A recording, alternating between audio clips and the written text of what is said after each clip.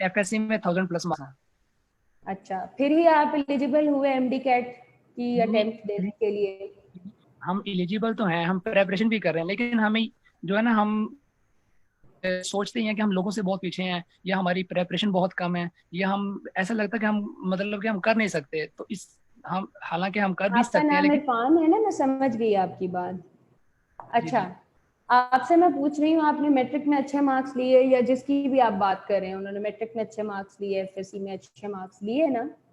जी तो ये एक बहुत बड़ी निशानी नहीं है कि आप लोग कर सकते हैं?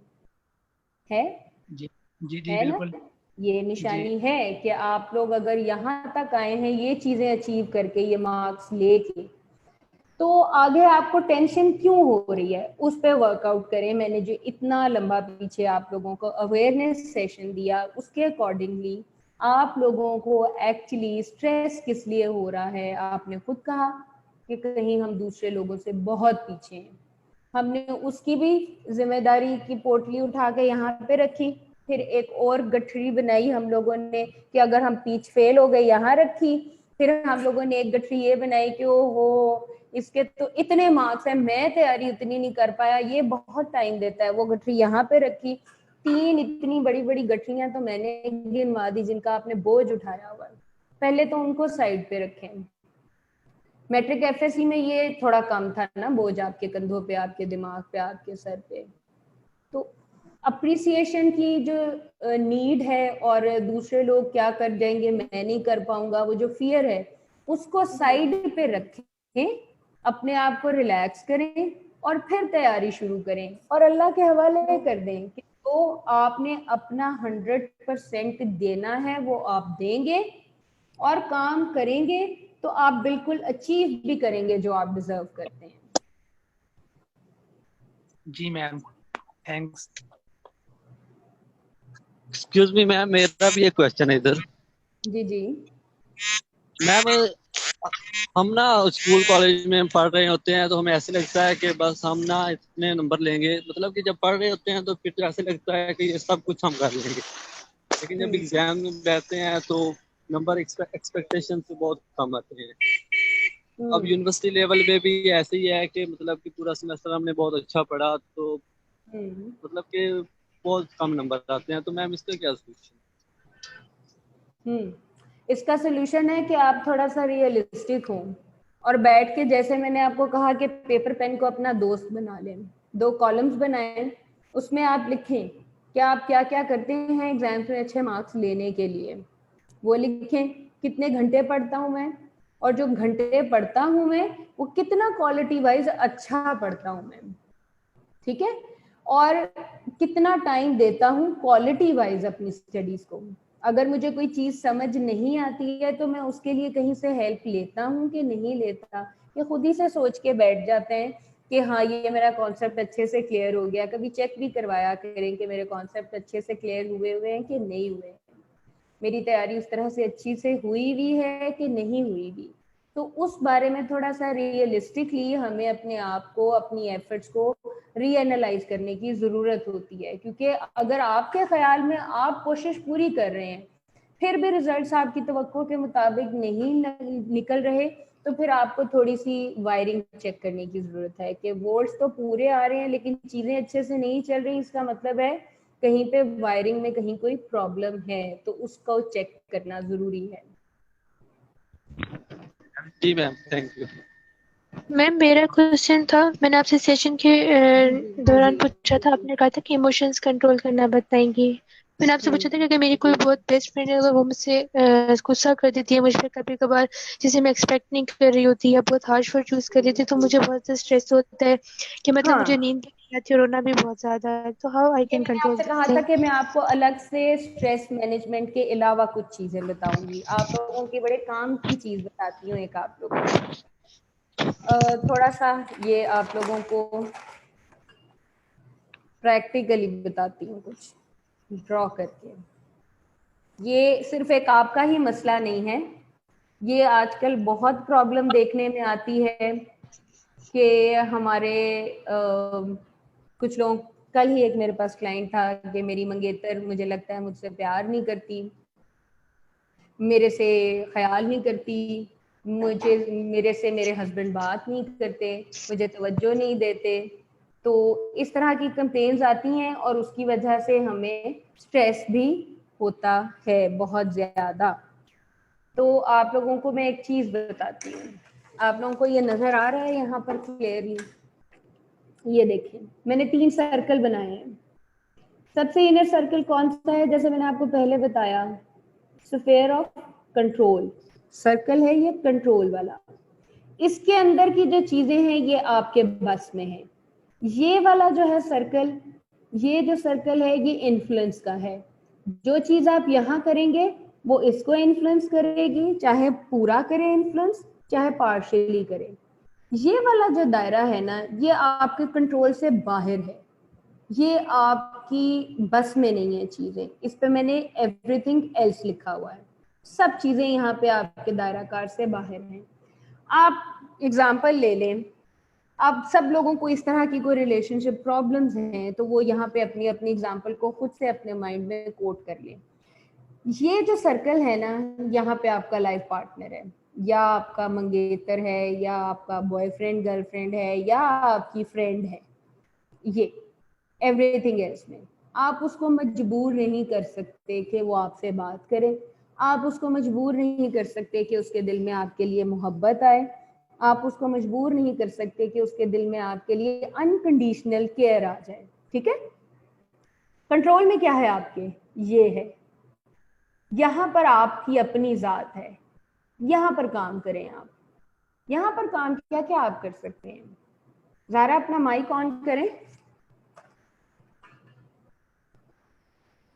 जी जी मैम। आपके कंट्रोल में क्या क्या है, अब आप मुझे खुद बताएंगी। वो आप आइडेंटिफाई कर सकती हैं कि वो आपसे बात नहीं करती, क्यों नहीं कर रही, जबकि आप एक्सपेक्ट नहीं करती थी। आप वो रीजन आइडेंटिफाई करने के लिए कोशिश कर सकती हैं, ये आपके बस में है। Yes ma'am. ठीक है? आपके बस में जी। और क्या है कि आप अपनी कम्युनिकेशन स्किल्स पे काम कर सकती हैं, ये आपके बस में है। अगर वो फ्रेंड जो है, सपोज आपका लाइफ पार्टनर है, आपका फियांसे है, आप अपनी लुक्स पे काम कर सकती हैं, ये आपके बस में है। आप अपने फाइनेंसेस पे काम कर सकती हैं, ये आपके बस में। आप अपने करियर को बेहतर करने के लिए कोशिश कर सकती हैं, ये आपके बस में है। आपके कंट्रोल में है कि आप अपनी जो क्वालिफिकेशन स्टेटस है उस पर काम कर सकती हैं, ये आपके बस में है। आपके बस में है कि आप उसको अच्छे तरीके से केयर दें, अनकंडीशनल रिगार्ड दें, प्यार करें, उसके लिए अच्छी नीयत रखें, ये सब आपके बस में है। जब यहाँ पे आपके काम होगा तो ये इन्फ्लुएंस करेगा इस वाले सर्कल को। Yes ma'am. करेगा ना? थोड़ा सा जी चीजें, ये रिपल इफेक्ट होना शुरू होगा। मैंने पानी की एक बिल्कुल स्टैटिक स्टेट के ऊपर पत्थर फेंका तो रिपल इफेक्ट आया, एक लहर यहाँ से निकली, उसने इसको इफेक्ट किया, फिर उसने इसको भी इफेक्ट किया। जी मैम। तो काम यहाँ करने की जरूरत होती है। अगर इन केस आप पिन पॉइंट करती हूँ आपकी प्रॉब्लम को, वो आपको फिर भी नहीं बुलाती, आपका फियांसी आपसे प्यार नहीं करता, आपके हस्बैंड की तवज्जो आपकी तरफ नहीं होती है, तो अपने आप को ज़हनी सुकून में रखें। अपना खुशी का स्टीयरिंग व्हील उनके हाथ में मत दें। बहुत कॉमन प्रॉब्लम पाई जाती है कि लोग ये खुदकुशी कर ली। क्यों कर लीजिए आपने, क्यों अटेम्प्ट की?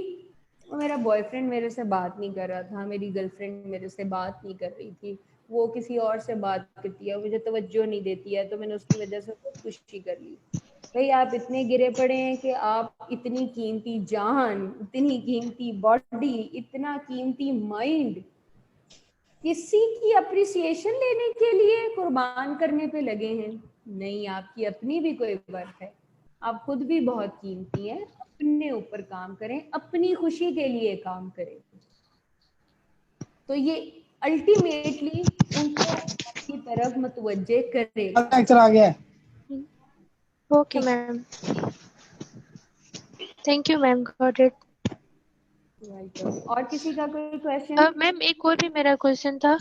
मैम मुझे ना ज़्यादातर वैसे मैं स्ट्रेस को बहुत अल्हम्दुलिल्लाह मैं बहुत जल्दी उसे जो है ना उसको हैंडल कर सकती हूँ। स्ट्रेस को मैं कभी भी स्ट्रेसफुल सिचुएशन में बहुत ज़्यादा पैनिक नहीं होती, लेकिन मुझे जो स्ट्रेस होता है वो मुझे एक चीज़ पे बहुत ज़्यादा होता है। मतलब अगर लाइक मैथमेटिक्स है या अकाउंटिंग है तो मुझे ये सब्जेक्ट्स जो है बहुत ज़्यादा टफ लगते हैं।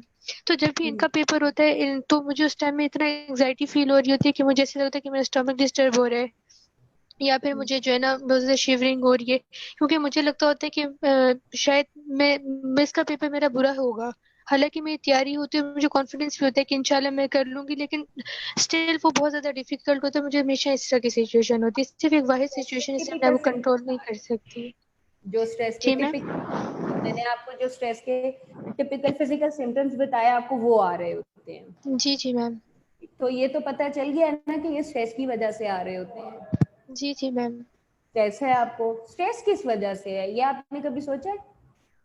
मैम मुझे इस तरह से मुझे यही लग रहा होता है कि मेरा पेपर जो है ना मैं इसमें फेल हो जाऊंगी, क्योंकि मुझे सब्जेक्ट नहीं आता और ये तो बहुत ये क्या टफ है। था?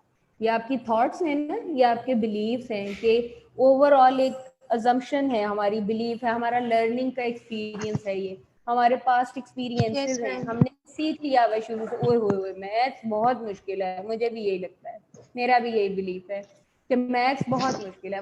मैंने अपना एक बिलीफ बना लिया है कि मैं मैथ्स में नहीं चल सकती, मुझे मैथ्स बहुत डिफिकल्ट लगता है। तो इस बिलीफ को जब से मैंने पक्का कर लिया हुआ है ना, तो मुझे तो लगता है मुझे 2 का टेबल भी भूल गया हुआ है।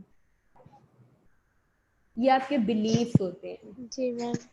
आपने इन बिलीव्स को चेंज करें। अगर आप ओके। इस काबिल नहीं होती कि आपको मैथ्स और अकाउंटिंग ना कर सकती, तो आप इस फील्ड में चल ही नहीं सकती थी, आप फेल हो जाती। नहीं फेल हुई ना अभी तक, तो इट मीन्स कि ये मैथ्स और अकाउंटिंग नो मुश्किल मैम। नहीं है, ये सिर्फ आपकी सोच है।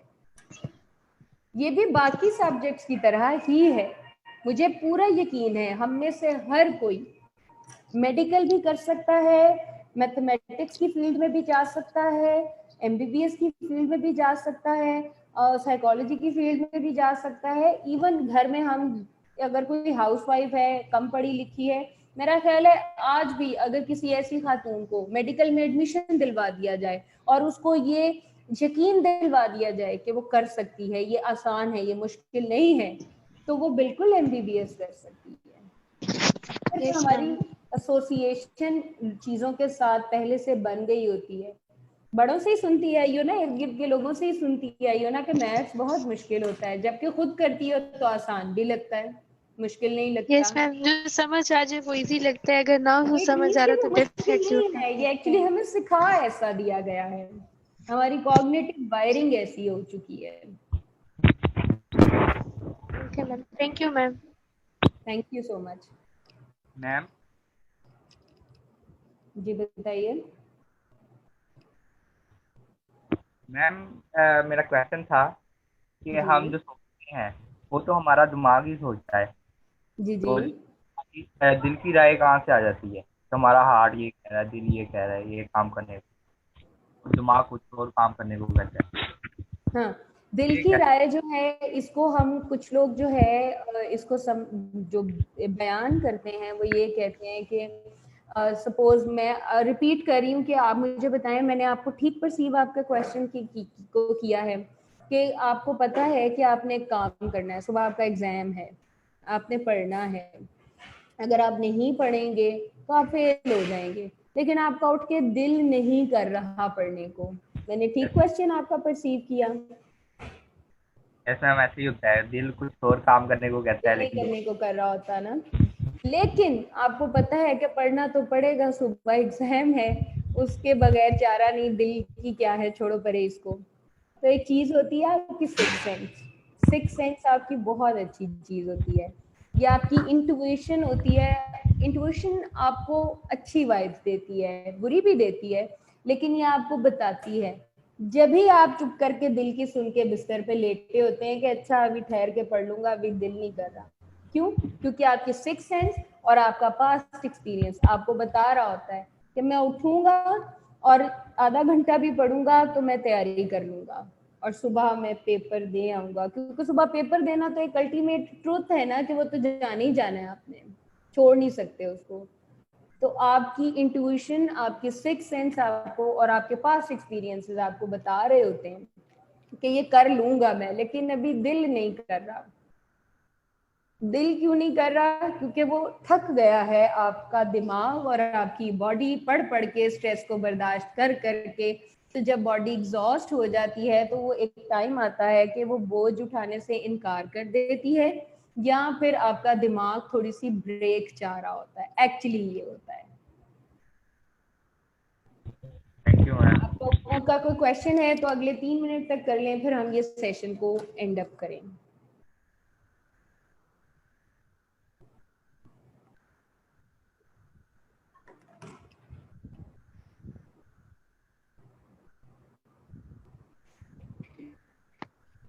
Hello ma'am.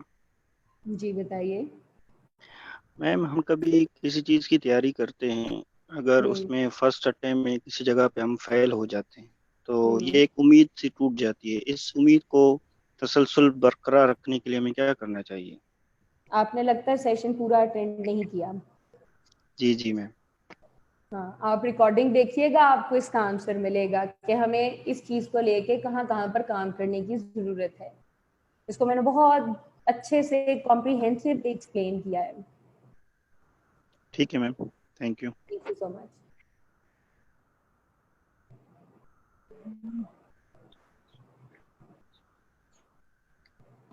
अस्सलाम वालेकुम मैम।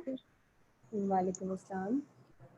मैम मेरा ये क्वेश्चन था ना कि जैसे अभी सर ने बात की है कि हम कहीं भी अप्लाई करते हैं, टेस्ट देते हैं तो हम उसमें क्लियर नहीं कर पाते, तो या फेल हो जाते हैं तो हम बैठ जाते हैं कि नहीं हम ये नहीं कर सकते। तो क्या आप ये नहीं सोचती कि हमारे पास एक बैकअप प्लान भी होना चाहिए कि फॉर एग्जांपल हम अगर इस फील्ड में नहीं जा सकते तो हमारा मतलब हम और क्या क्या कर सकते हैं?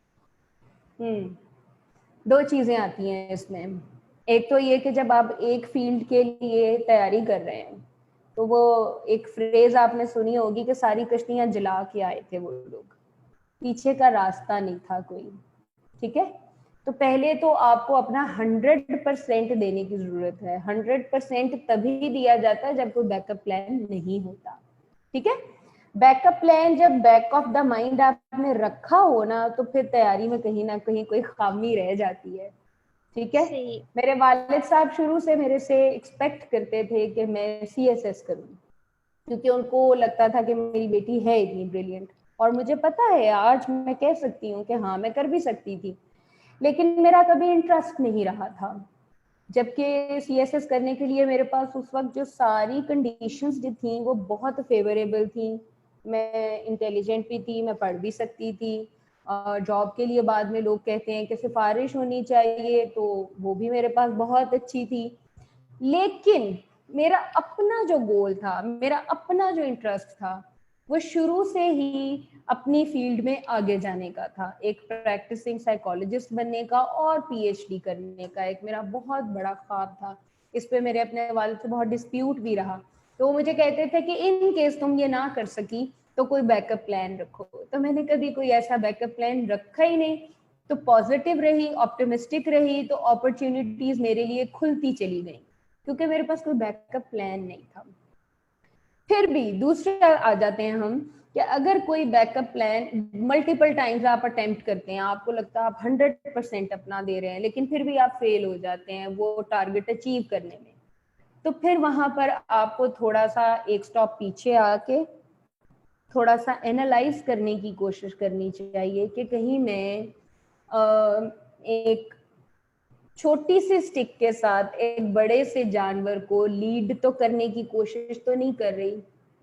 ठीक है, beating the beast with a wrong stick, ये तो नहीं कर रही मैं। तो फिर आपको अपनी पर्सनैलिटी को असेस करने की जरूरत है कि मेरा इंटरेस्ट एक्चुअली कहाँ पर है। वो काम फिर आप इंटरेस्ट से नहीं कर रहे होंगे जब भी आपको फेलियर मिल रहा होगा, आपका पैशन कुछ और होगा, उसको आइडेंटिफाई करें और अपना जो बैकअप प्लान है ना अपने पैशन से बहुत क्लोजली चूज करें कि मेरा पैशन कहाँ पे है। मुझे पता है कि अगर आज एक साइकोलॉजिस्ट ना होती, एक प्रैक्टिसिंग साइकोलॉजिस्ट ना होती, तो मुझे बहुत अच्छे से पता है कि मैं एक ब्राइडल मेकअप आर्टिस्ट होती। ये मेरा बैकअप प्लान है क्योंकि वो मेरा पैशन है। आपको एग्जाम्पल अपनी दे के बता रही हूँ कि आप लोग अपनी पर्सनैलिटी को एक्सप्लोर करें खुद से, अपने आप को तो अच्छे से जाने आप लोग। यही एक की एलिमेंट है जिंदगी की कामयाबी का। अपना पता नहीं होता हमें और हम दूसरों से पूछते रहते हैं कि हम क्या करें। मशवरे होते हैं फर्स्ट ईयर मैट्रिक के बाद, एफएससी के बाद फैमिलीज में, कि बच्चों को आगे क्या पढ़ाना चाहिए, क्या बनाना चाहिए। और बच्चे भी ऐसे हैं कि कुछ तो बच्चे ब्रिलियंट इतने होते हैं, लेकिन वो भी पूछ रहे होते हैं कि मुझे बताओ मैं आगे किस फील्ड में जाऊं। पैशन नहीं डेवलप किया होता हमने, अपने पैशन को आइडेंटिफाई नहीं किया होता कि हमारा इंटरेस्ट क्या है। जी जी ma'am, thank you so much, आपने बहुत अच्छे से thank you so explain. Much. Thank you so much. आप लोगों के फिर भी कोई क्वेश्चन हो तो आप लोग ग्रुप में पूछ लीजिए, क्योंकि ऑलरेडी मैंने ऑलमोस्ट 2.5 घंटे दिए हैं और अब मेरी कुछ और भी कमिटमेंट्स हैं। तो थैंक यू सो मच, बहुत अच्छा लगा। अपनी तरफ से मैंने आप लोगों को पर्सनैलिटी वाइज एम्पावर करने की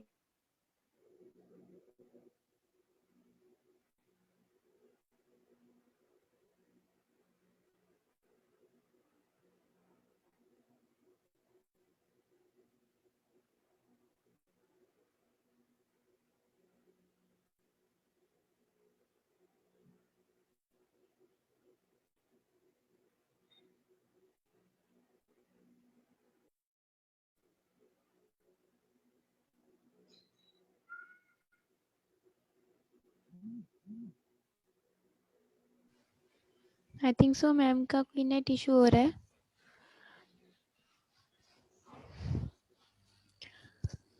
तो हमें आज का सेशन अभी ख़त्म करना चाहिए, क्योंकि ऑलरेडी हमारी 1 घंटे की कमिटमेंट थी और 1.5 घंटा ऊपर चला गया। सॉरी भी, लेकिन थैंक यू भी कि आप लोगों ने अपने लिए और सबके लिए कोऑपरेट किया। तो अगर अभी भी आप लोग चाहते हैं कि क्वेश्चंस रह गए हैं तो ग्रुप डिस्कशन में जो है वो आप अपने क्वेश्चंस लीव कर दें और मैम वहाँ पर आपको रिप्लाई कर देंगी। और इसके लिए इंशाल्लाह हम लोग एक और सेशन प्लान करते हैं जो कि फेसबुक पे होगा लाइव, तो वहाँ पर इजीली सब ज्वाइन भी कर सकेंगे और सबके क्वेश्चंस के आंसर भी इंशाल्लाह मैम साथ साथ देती जाएंगी। तो तब तक के लिए अपना सबका ख्याल रखें। अल्लाह निगहबान।